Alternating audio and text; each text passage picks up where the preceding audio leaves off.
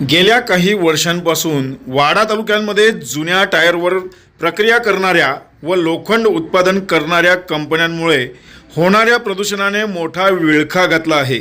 स्थानिक नागरिकांच्या जीवाला मोठा धोका निर्माण झाल्याने गावोगावी आता याबाबत प्रचंड तीव्र संताप व्यक्त करण्यात येत आहे।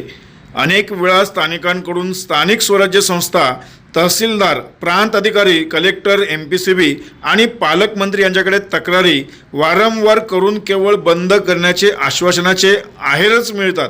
तक्रारीचा निव्वळ ढीग पडला असून यामुळे या कंपन्यांकडून कुठे साटेलोटे होत आहे का अशी शंका देखील निर्माण झाली आहे। तर लोकप्रतिनिधींकडून या प्रदूषणकारी कंपन्यांच्या बचावाची भूमिका घेत असल्याची चर्चा देखील सुरू आहे।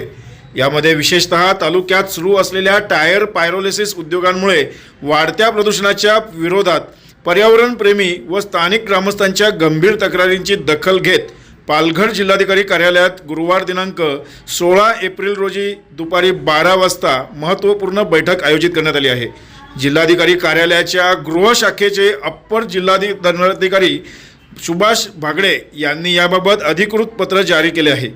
वाडा तालुका पर्यावरण संवर्धन शिष्टमंडळ तसेच स्थानिक ग्रामस्थ नागरिकांनी तालुक्यातील 77 टायर पायरोलिसिस उद्योजकांकडून मोठ्या प्रमाणात वायू प्रदूषण, बेकायदेशीर संचालन, आयात नियमांचे उल्लंघन, कामगारांच्या मृत्यूच्या घटना आणि पर्यावरणीय कायद्याचे उल्लंघन होत असल्याचा आरोप करत प्रशासनाकडे निवेदन दिले होते। यानंतर जिल्हा प्रशासनाने संबंधित सर्व विभागांची संयुक्त बैठक बोलावली आहे। तालुक्यात आतापर्यंत 100हून अधिक कारखान्यांना स्थानिक स्वराज्य संस्थेने परवानगी दिल्याचे सांगण्यात येत असून त्यातील 77 कारखाने हे उभे ठाकले आहेत।